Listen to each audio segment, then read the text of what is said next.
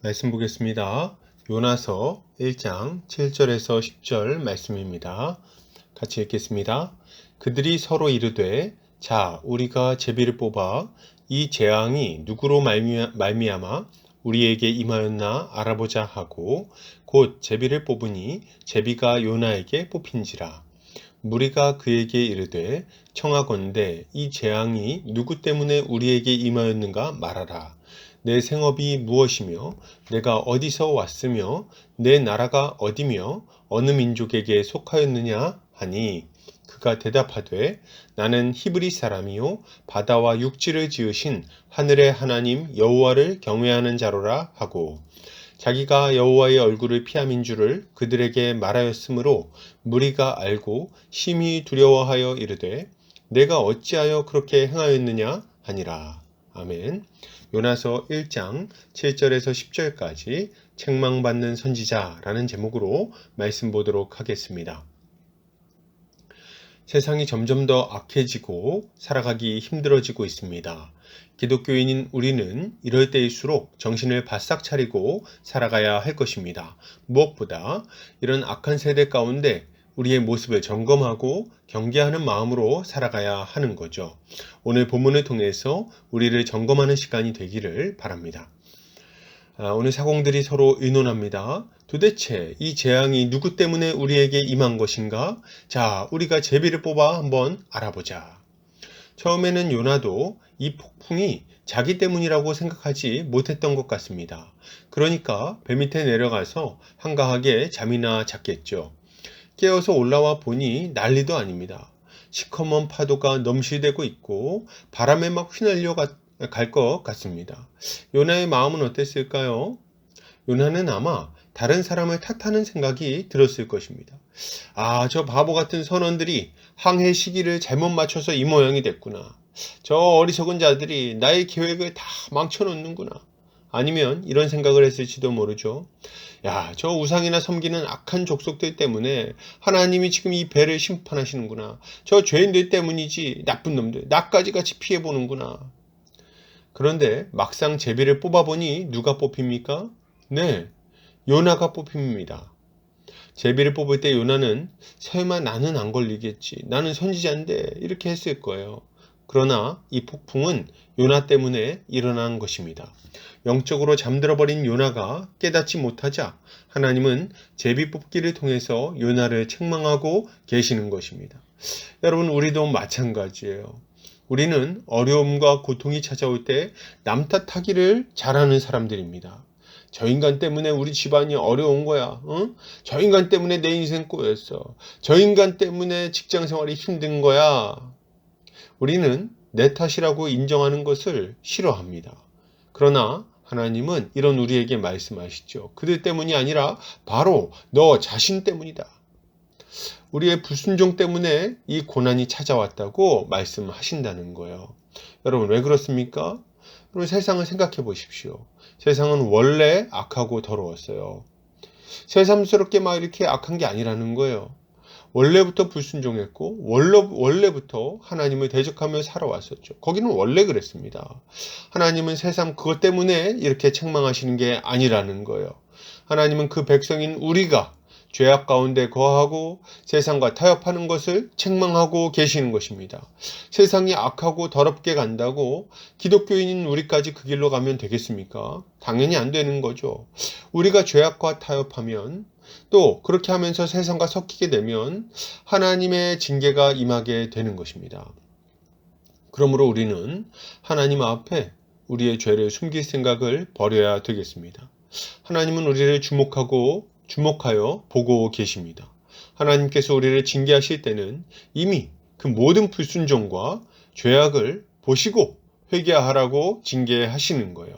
그러므로 우리는 징계를 당할 때 다른 사람을 탓할 것이 아니라 속히 하나님께 회개하고 돌이켜야 되겠습니다. 이것이 신자가 가져야 할 마땅한 태도인 것입니다. 계속해서 보겠습니다. 요나는 이 제비뽑기 결과에 충격을 받았을 것입니다. 아니, 저 우상 숭배자가 아니라 나를 지목하시다니.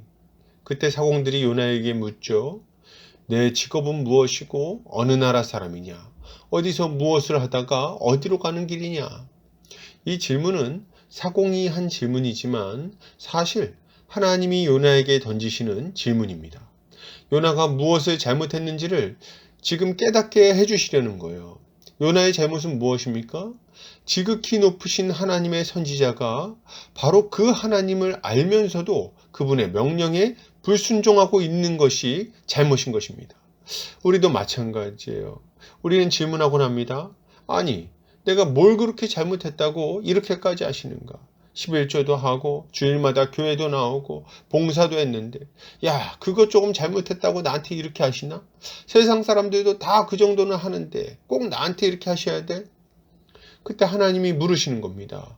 뭐라고요? 예, 네가 누구냐? 너는 어디서 와서 어디로 가는 누구냐? 여러분, 우리가 누구입니까?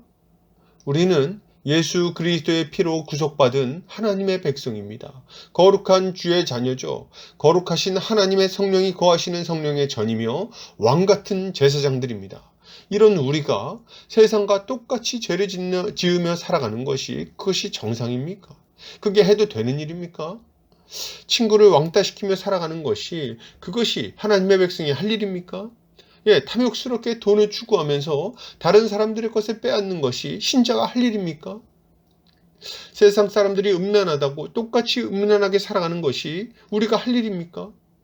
여러분, 제사장이 더러워지면, 제사장이 하나님께 불순종하기 시작하면 그 백성은 소망이 없는 것입니다. 왜요? 제사를 드릴 수가 없으니까. 기독교인이 죄악에 물들어 있으면 세상에는 소망이 없는 것입니다. 세상을 위해서 기도할 사람이 없어지기 때문인 거죠.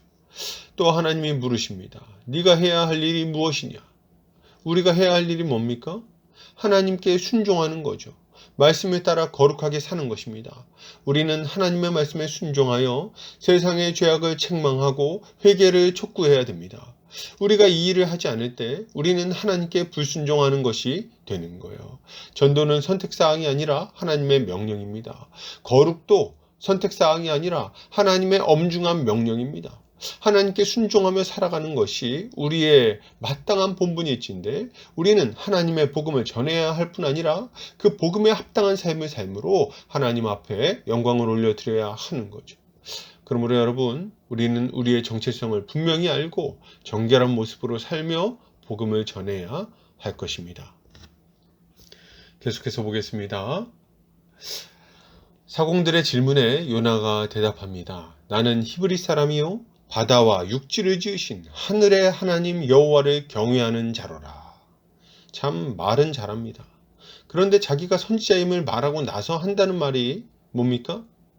자기가 여호와의 얼굴을 피하였다는 말을 하는 것입니다. 저 같으면 부끄러워서 못할 말을 참 잘도 합니다. 그리고 자기가 뭘 잘못하고 있는지도 이해하지 못하고 있어요, 지금. 천지를 창조하신 여호와를 경외한다는 말과 그 얼굴을 피한다는 말이 얼마나 모순되는 말입니까? 이런 요나의 모습에 하나님은 사공을 통해서 다시 한번 책망하십니다. 내가 어찌하여 그렇게 행하였느냐? 여러분, 우리도 마찬가지입니다. 우리 매주 사도신경을 외웁니다. 천지를 만드신 하나님을 아버지라고 고백하고 그 아들 예수 그리스도의 십자가 지심을 고백합니다. 그걸 믿는다고 고백하죠. 또한 우리는 매주 주기도문에서 우리에게 죄 지은 자를 용서한 것처럼 우리의 죄를 용서해달라고 고백합니다. 그리고 하나님의 뜻이 이 땅에서 이루어지기를 바란다고 간구하죠. 그런데 우리의 신앙 고백과 우리의 기도와 우리의 삶이 다를 때가 너무도 많이 있는 거예요. 제가 목회를 하다 보면 정말 기가 막힌 얘기를 많이 듣습니다. 교회를 다니는데 돈을 너무 좋아합니다. 장래 희망이 돈 많이 버는 거라는 거예요. 중고등부 애들도 그래요. 근데 장래 희망이 뭐니? 그랬더니 술집 사장이 장래 희망입니다. 너무 어이가 없어서 물어봤죠. 너 도대체 왜 술집 사장이 되고 싶은 거야? 그랬더니 자기가 술 마시는 거 좋아하고 돈이 많았으면 좋겠다는 거예요. 이게 말이 되는 얘기입니까? 그래가지고 나중에 어른 되면 뭐 할 거예요? 다른 사람들에게 피해를 끼치고 돈 벌기 위해서 기꺼이 불법을 저지르지 않겠습니까? 막 다른 사람들 이용해 먹고 말이죠. 그리고 주일 와가지고 기도하는 겁니까? 참 기가 막힌 일입니다. 우리의 삶은 어떻습니까? 우리의 삶은 우리의 신앙 고백과 같습니까? 우리는 다른 사람들을 용서하고 있나요?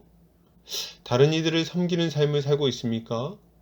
하나님의 뜻이 이 땅 가운데 이루어지는 것을 위하여 우리의 인생을 드리고 있습니까? 우리의 입이 하나님 앞에 순종하겠다고 고백하는 것처럼 우리의 삶이 순종하는 삶이 되지 않는다면 하나님은 우리를 엄하게 책망하실 것이 분명합니다. 이것을 알고 주님 앞에 순종하기를 힘쓰는 우리가 되어야 할 것입니다. 결론을 드립니다. 여러분, 우리는 하나님께서 우리의 불순종을 책망하시고 돌이키기를 촉구하심을 알아야 되겠습니다. 순종은 결코 쉬운 일이 아니지만 우리의 정체성을 분명히 기억해서 주님께 순종하는 삶을 살아야 하겠습니다. 오늘 하루도 주님께 순종하는 삶을 살기 위해 힘쓰는 우리 모두가 되기를 주의 이름으로 축복합니다.